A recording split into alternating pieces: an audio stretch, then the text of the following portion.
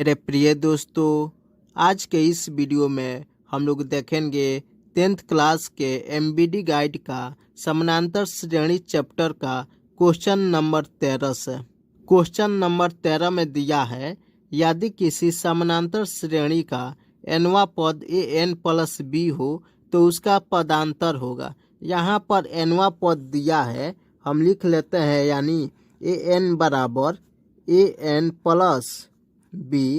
यहाँ पर nवां पद an प्लस बी दिया है, तो अब हम n के जगह पर 1 2 3 ऐसे रख करके पद को निकालेंगे। तो अगर पहला पद हम निकालेंगे तो n के जगह पर 1 लिखेंगे। अब यहाँ पर a गुने 1 प्लस b। अब यहाँ पर पहला पद हमको प्राप्त होगा, a में 1 से गुणा होगा a प्लस b, यानी पहला पद हमको a प्लस बी प्राप्त हो गया। अब इसी तरह दूसरा पद निकालेंगे a2। अब n के जगह पर 2 रखेंगे तो 2 से a में गुणा होगा 2a प्लस b। यह दूसरा पद हमको प्राप्त हो गया। तो क्वेश्चन में बोला है पदांतर, यानी सार्वअंतर ज्ञात करना है। तो d बराबर a2 माइनस a1 होता है। तो a2 का value 2a plus b minus a1 का वैल्यू a प्लस b। अब यहाँ पर 2a plus b minus a minus b, क्योंकि minus plus minus minus plus minus हो गया, plus b minus b cancel होगा। 2a में से एगो a घटाएंगे तो a प्राप्त होगा, यानी पदांतर यहाँ पर a प्राप्त हुआ। तो ऑप्शन 2 नंबर इसका आंसर होगा। क्वेश्चन नंबर 14 में दिया है, यदि किसी समानांतर श्रेणी का nवां पद 5n-3 हो तो इसका पदांतर ज्ञात करें। सेम क्वेश्चन 14 नंबर है, 13 के जैसा। तो nवां पद यानी an का वैल्यू 5n-3 है, तो n के जगह पर 1 रखेंगे। तो 5 में 1 से गुणा होगा 5 माइनस 3 बराबर 2। अब a2 का वैल्यू निकालेंगे, n के जगह पर 2 रखेंगे तो 5 दूनी 10 माइनस 3 बराबर 7। अब दूसरा पद 7 प्राप्त हुआ और पहला पद 2। d का वैल्यू निकालना है, यानी d बराबर a2 माइनस a1 होगा। a2 का वैल्यू 7 माइनस a1 का वैल्यू 2। 7 में से 2 निकलेगा, इसका आंसर 5 होगा। तो ऑप्शन 1 नंबर इसका आंसर होगा। क्वेश्चन नंबर 15 में दिया है, यदि x प्लस 2, 3x और 4x प्लस 1 समानांतर श्रेणी में हो तो x का मान होगा।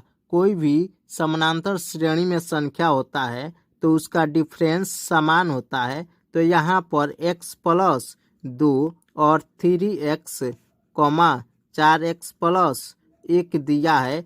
3 गो लगातार पद समानांतर श्रेणी में दिया है, तो इसका d निकालेंगे, यानी दूसरा पद में से पहला पद को घटाएंगे और तीसरा पद में से दूसरा पद को घटा करके बराबर करेंगे। यानी यहाँ पर लिख लीजिए d बराबर a2 माइनस a1 बराबर a3 माइनस a2। अब दूसरा पद में से, यानी दूसरा पद 3x है, माइनस घटाना है x प्लस 2 बराबर तीसरा पद है 4x प्लस 1 माइनस दूसरा पद 3x है, इसको घटाएंगे तो 3x minus x minus plus minus 2 बराबर 4x plus 1 minus 3x।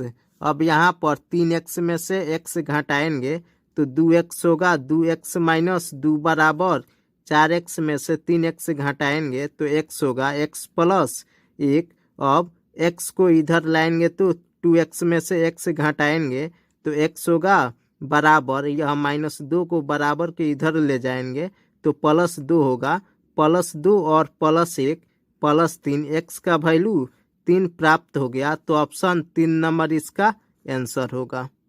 Question number 16 में दिया है, निम्नलिखित में कौन समानांतर श्रेणी नहीं है। यहाँ पर 4 गो ऑप्शन दिया है, चारों ऑप्शन में बताना है कौन सा समानांतर श्रेणी में नहीं है।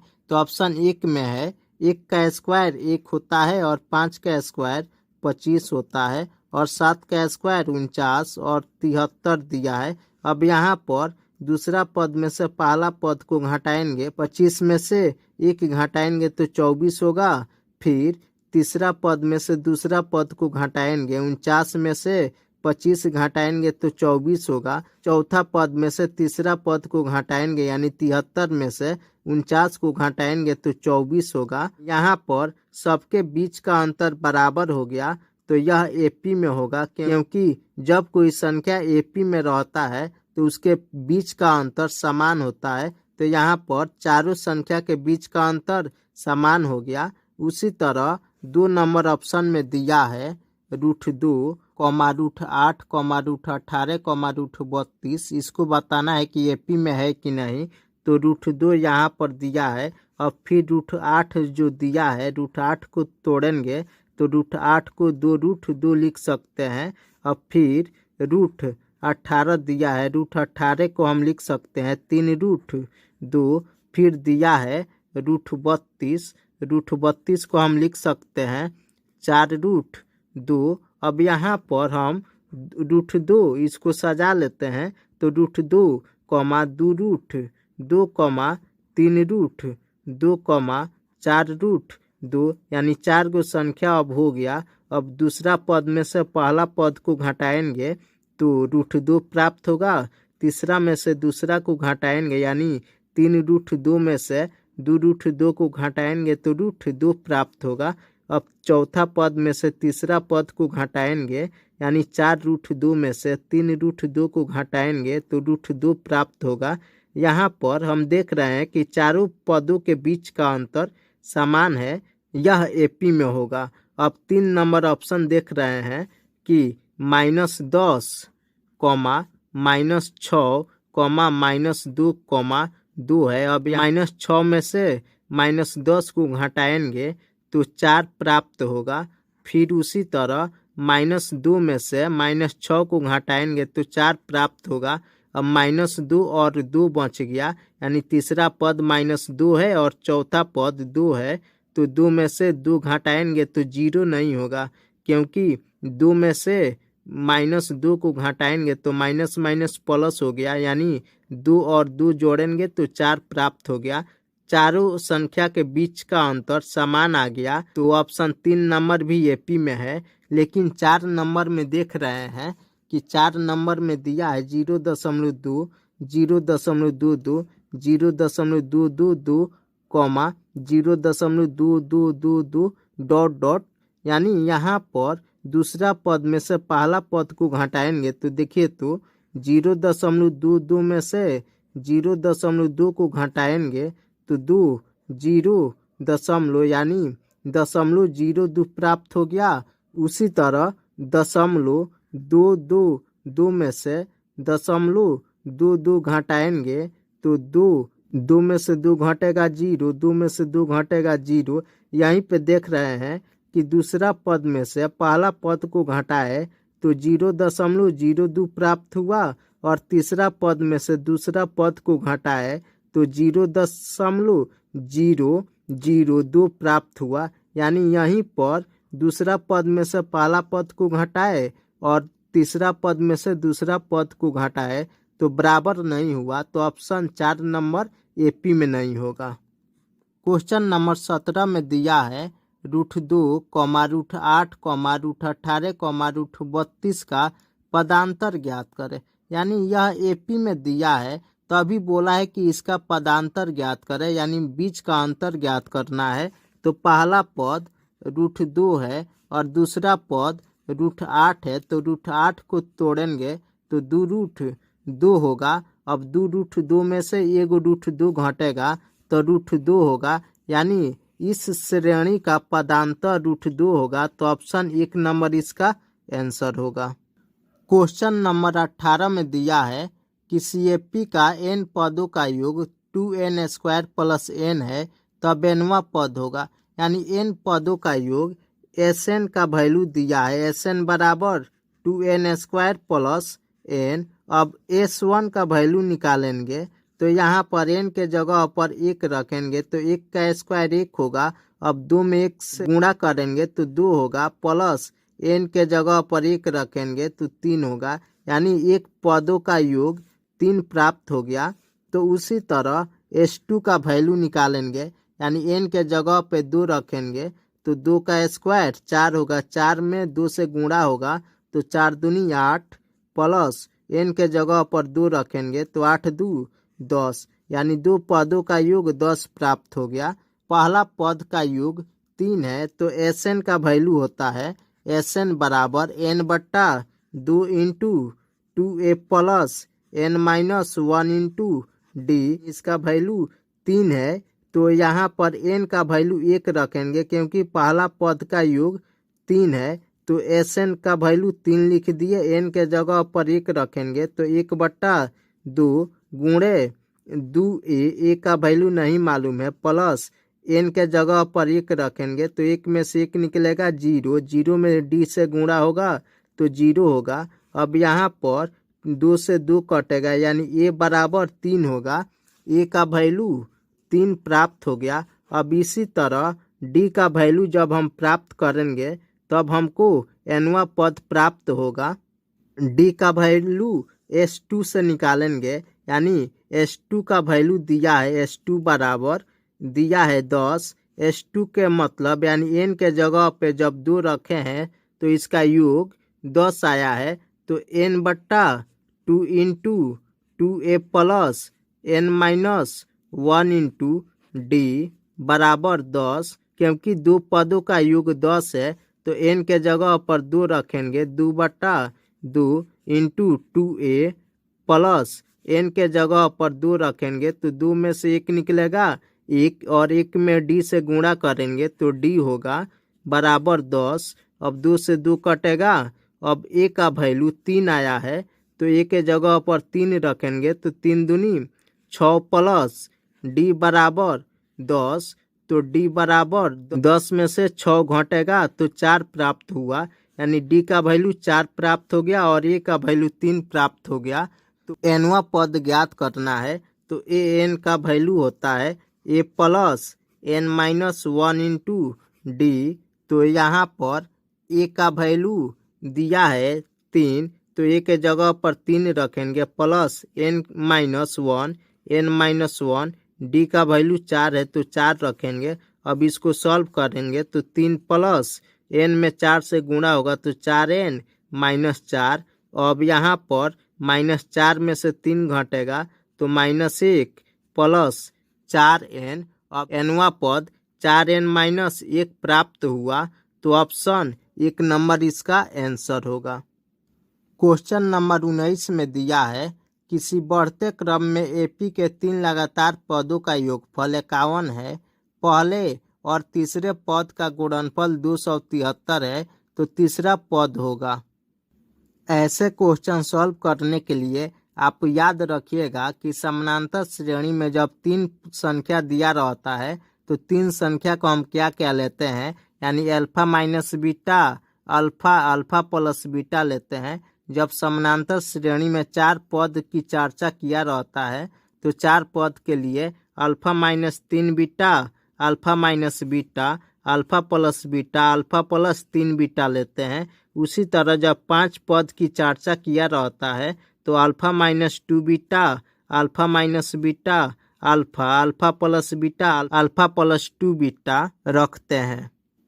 तो यहाँ पर क्वेश्चन में 3 पद की चर्चा किया है तो 3 लगातार पदों का योगफल 51 है, यानी alpha minus beta, alpha plus beta 3 पद ले लिए तो तीनों पदों को जोड़ना है तो प्लस कर दिए बीच में बराबर 51 दिया है। अब यहाँ पर इसको सॉल्व करेंगे तो माइनस बीटा प्लस बीटा कटेगा, यानी अल्फा अल्फा अल्फा 3 अल्फा बराबर 51 तो अल्फा का वैल्यू 17 प्राप्त हुआ। अब अल्फा का वैल्यू 17 प्राप्त हो गया तो फिर क्वेश्चन में दिया है कि पहले और तीसरे पदों का गुणनफल 273 है, यानी पहला पद अल्फा माइनस बीटा और तीसरा पद अल्फा प्लस बीटा है तो इसका गुणनफल यानी alpha minus beta into alpha plus beta बराबर 273।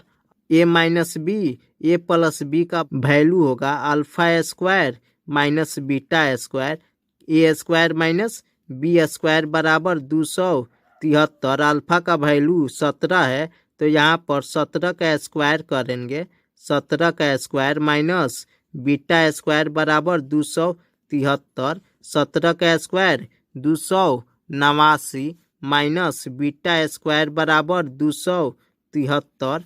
तो माइनस बीटा स्क्वायर बराबर हो जाएगा 273 माइनस 289। अब 289 में से 273 घटाएंगे माइनस बीटा स्क्वायर बराबर 289 में से 273 घटेगा तो माइनस 16 प्राप्त होगा। तो माइनस माइनस कट गया तो बीटा का वैल्यू प्लस माइनस 4 प्राप्त होगा।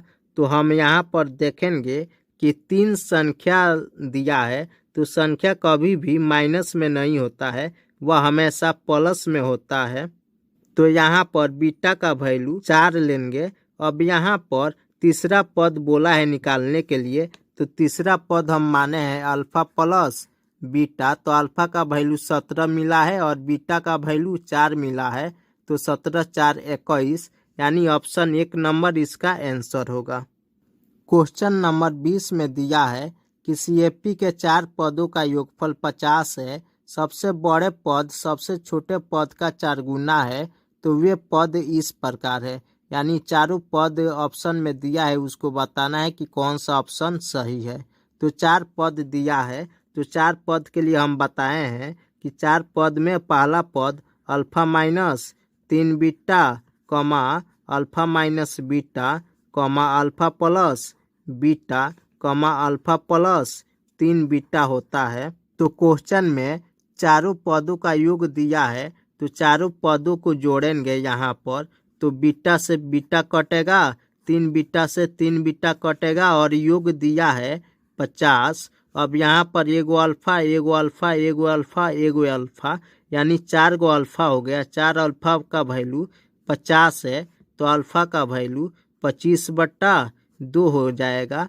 क्वेश्चन में बोला है कि सबसे बड़े पद सबसे छोटे पद का 4 गुना है। सबसे छोटा पद अल्फा माइनस 3 बीटा और सबसे बड़ा पद अल्फा प्लस 3 बीटा होगा, यानी अल्फा माइनस 3 बीटा और अल्फा प्लस 3 बीटा लिख दिए। यह छोटा पद है, यह बड़ा पद है। तो क्वेश्चन में बोला है कि सबसे बड़े पद सबसे छोटे पद का 4 गुना, यह बड़ा वाला पद जो है ना, छोटा वाला पद का यह 4 गुना है। तो यह 4 गुना करेंगे तब जा करके दोनों बराबर होगा। तो गुणा करेंगे तो 4 अल्फा माइनस 4 3 12 बीटा बराबर अल्फा प्लस 3 बीटा। अब अल्फा को इधर लाएंगे तो 3 अल्फा बराबर 12 बीटा को इधर ले जाएंगे तो प्लस 12 बीटा होगा।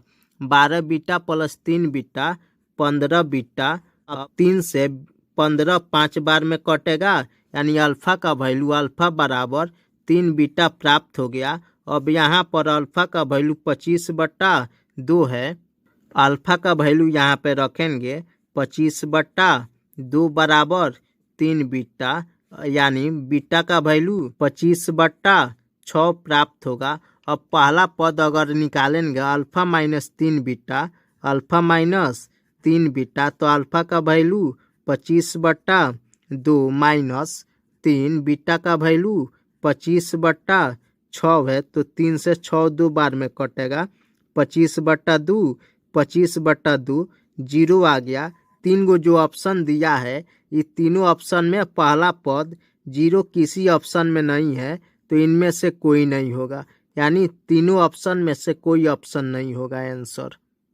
क्वेश्चन नंबर 21 में दिया है कि सीएपी के n पदों का योग 3n² प्लस n और सार्वंतर 6 हो, तो इसका प्रथम पद ज्ञात करें। यानी एपी के n पदों का योग, यानी एसएन का वैल्यू 3n² प्लस n दिया है। अब S1 का वैल्यू निकालेंगे तो S1 का वैल्यू n के जगह पर 1 रखेंगे, तो 1 का स्क्वायर 1, यानी 3 में 1 से गुणा होगा 3 प्लस 1 बराबर 4। प्रथम पद का योग 4 आ गया। प्रथम पद के लिए n का वैल्यू 1 यूज करेंगे। अब यहाँ पर d का वैल्यू दिया है, d बराबर 6, तो n/2 into 2a plus n minus 1 into D बराबर Sn का फॉर्मूला होता है तो 4 लिखेंगे, क्योंकि n का वैल्यू जब 1 रखे हैं तो इसका वैल्यू 4 आया है। तो यहाँ पर n के वैल्यू 1 रखेंगे तो यहाँ पर 1/2 गुने 2a प्लस n के जगह पर 1 रखेंगे तो 0 होगा, यानी 2a प्लस 0 बराबर 4। उससे 2 कटेगा, a का वैल्यू a बराबर 4 प्राप्त हो गया। तो ऑप्शन 4 नंबर इसका आंसर होगा। क्वेश्चन नंबर 22 में दिया है कि CAP का प्रथम और अंतिम पद 1 और 11 है, इन पदों का योग 36 है, तो इस AP में कितने पद है। प्रथम पद A का वैल्यू दिया है 1 और अंतिम पद L का वैल्यू 11 दिया है और पदों का योग Sn का वैल्यू 36 दिया है। तो बोला है कि AP में कितने पद है। तो जब प्रथम पद और अंतिम पद मालूम रहता है तो n पदों का योग होता है, n पदों का योग n/2 into a plus l होता है Sn का वैल्यू। तो Sn का मान 36 दिया है। तो अब यहाँ पर n का वैल्यू बताना है, तो n/2 प्रथम पद 1 है और अंतिम पद 11 है बराबर 36। अब यहाँ पर n/2 11 में 1 जोड़ेंगे तो 12 बराबर 36। 2 से 12 6 बार में कटेगा, 6 से 36 6 बार में, तो n का वैल्यू 6 आ गया, यानी 6 पदों का योग 36 होगा। तो ऑप्शन 2 नंबर इसका आंसर होगा।